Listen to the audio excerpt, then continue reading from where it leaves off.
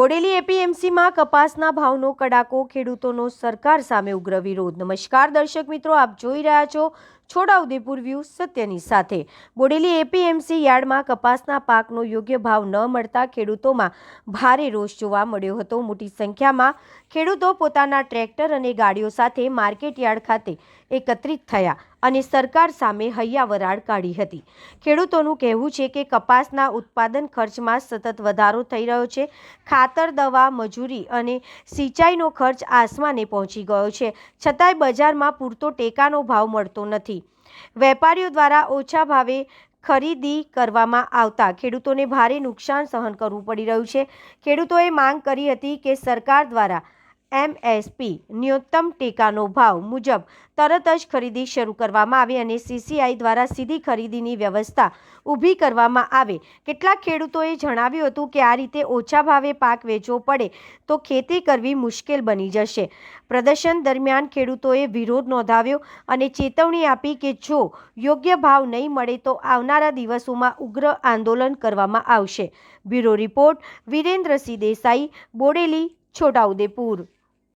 મળે તો અમને ઘણી ખોટ લાગે કે અમારા આખા 12 મહિનાના અમારા ખેડૂત અમે આજે અમે આટલા છોરાને લઈને અમે અહીંયા બોડેલી આવ્યા છે। અમે વેચવા ભાવ તો અમારા કોઈ વાણિયાને આપવાનો, કોઈ એકબીજાના પૈસા માંગેલા હોય, બિયારણ લીધેલું હોય, ખાતર લાવેલા હોય, એના પૈસા અમારે આ કપા વેચીને ચૂકવાના।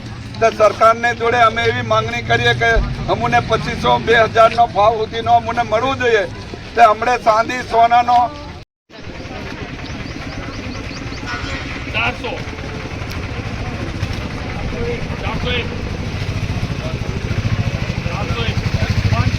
700નો ભાવ જડે, 800નો ભાવ જડે।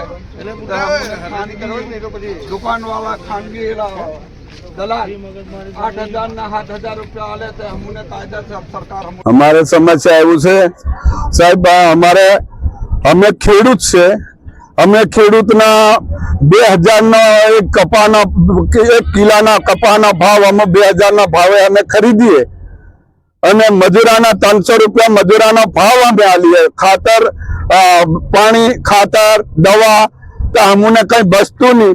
તો અમારે સરકારને કહેવાનું કે છે કે સાહેબ અમને 2000 સુધીનો ભાવ કપાનો ભાવ કરો અને અમારો અનાજ કલ્યાણ, તુવેર, કપા, અડદિયા ગમે તે અનાજનો ભાવ તમે અમારો વધારો તો અમે આ ખેડૂતનો અમારે લગ્ન પ્રસંગનો સિઝન, અમારી બેન બેટીને દીકરીને પરણાવવાનો સિઝન આવી રહી કે સોના ચાંદીનો ભાવ 3 લાખ ને 3.5 લાખનો રૂપિયા, 2.5 લાખ રૂપિયાનો ભાવ કે તમે વાણિયા, બામણ, ઠાકોર, રજપૂત એટલે તમે ચાંદી સોના વાપરવા છે સાહેબ, જે તમે લગ્ન પ્રસંગનો સમય તમારો વ્યવહાર કરવા।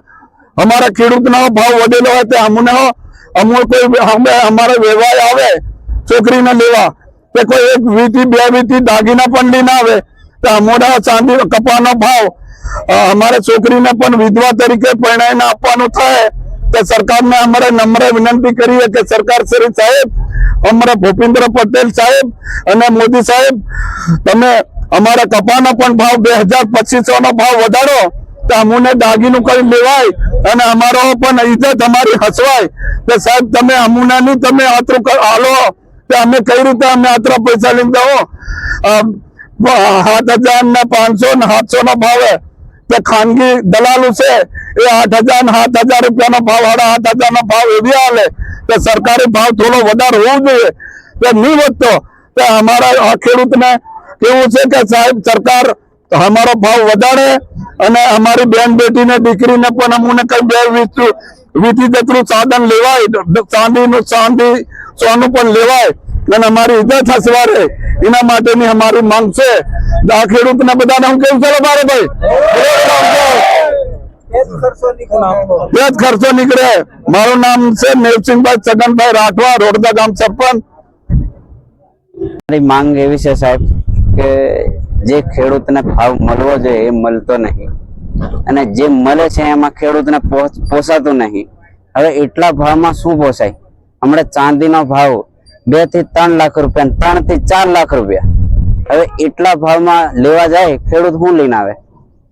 ખેડૂતને જે લેવાનું છે એ છૂટતું નહીં અને જે ભાવ લેવાનો છે એ મળતો નહીં। તે ભાવ મળવો જોઈએ સરકારને નમ્ર વિનંતી છે કે ભાવ મળે અને ખેડૂતને બસ કંઈક ઉપયોગમાં લે ખેડૂત, કેમ કે ભાવ મળે તો ઉપયોગમાં લે ને, ભાવ મળ્યા વગર શું લે? એટલે ભાવ મળે એવી અમારી માંગ છે હરેક ખેડૂતને, અને આવી બધા મળીને કંઈક સરકારને અપીલ કરે, ન્યાય આપે ખેડૂતને ન્યાય મળે એવી અમારી નમ્ર અમારી વિનંતી આશા. છે. અને આટલા સુરેશભાઈ પૈસા અમે રાજુ, સિયારા. 7,700 રૂપિયાનો ભાવે લીધું તે સરકાર